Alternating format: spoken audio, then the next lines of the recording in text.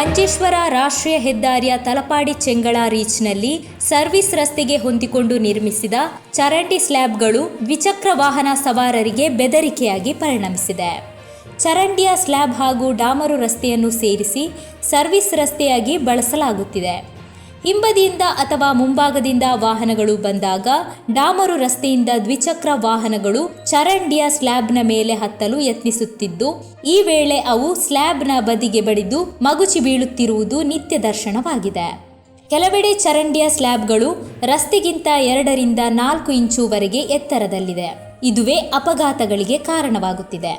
Service ರಸ್ತೆ ನಿರ್ಮಾಣಗೊಂಡ ಬಳಿಕ ಈಗಾಗಲೇ ಅಪಘಾತಗಳು ಸಂಭವಿಸಿದೆ. ಇತ್ತೀಚೆಗೆ ಕುಂಬಳೆ ದೇವಿನಗರದಲ್ಲಿ ಬೈಕ್ ಮಗುಚಿ ಬಿದ್ದು ಪಾಲಿಟೆಕ್ನಿಕ್ ವಿದ್ಯಾರ್ಥಿಯೊಬ್ಬ ಸಾವನ್ನಪ್ಪಿದ್ದಾನೆ. ಸೋಮವಾರ ಮೊಗ್ರಾಲ್ನಲ್ಲಿ ಸ್ಕೂಟರ್ ಮಗುಚಿ ಬಿದ್ದು ರಸ್ತೆಗೆ ಸೇಲ್ಪಟ್ಟ ಸವಾರನ ಮೇಲೆ ಲಾರಿ ಹರಿದು ಸವಾರ ಸಾವನ್ನಪ್ಪಿದ್ದಾನೆ. ಸರ್ವಿಸ್ ರಸ್ತೆಯಲ್ಲಿ ಉಂಟಾಗಿರುವ ಅವೈಜ್ಞಾನಿಕ ಕಾಮಗಾರಿಗೆ ಪರಿಹಾರ ಕಾಣಬೇಕೆಂದು ಹಲವು ಬಾರಿ ಅಧಿಕಾರಿಗಳಲ್ಲಿ ಒತ್ತಾಯಿಸಿದರೂ ಕ್ರಮ ಉಂಟಾಗಿಲ್ಲವೆಂದು ನಾಗರಿಕರು ತಿಳಿಸುತ್ತಿದ್ದಾರೆ. ರಾಷ್ಟ್ರೀಯ ಹೆದ್ದಾರಿ ಹೋರಾಟ ಸಮಿತಿ ಕೂಡ ಈ ಬಗ್ಗೆ ಧ್ವನಿ ಎತ್ತುವಂತೆ ಸ್ಥಳೀಯರು ಆಗ್ರಹಿಸಿದ್ದಾರೆ.